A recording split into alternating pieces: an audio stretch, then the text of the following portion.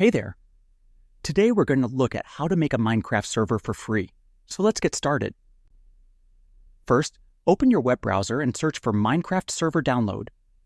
Make sure to click the official Minecraft website, which is minecraft.net. Click the download link to get the server file. Once the download finishes, move the file to a new folder to keep things organized. Before continuing, make sure Java is installed on your computer.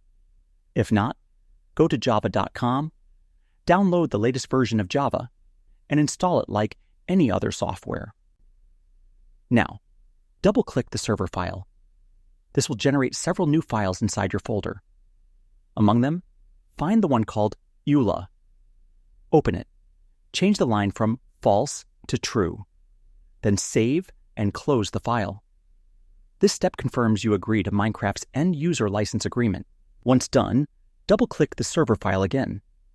This time, the server will launch properly and start preparing the Minecraft world. You'll see a window pop up showing the server status, and that wraps it up. Appreciate you watching. See you in the next one.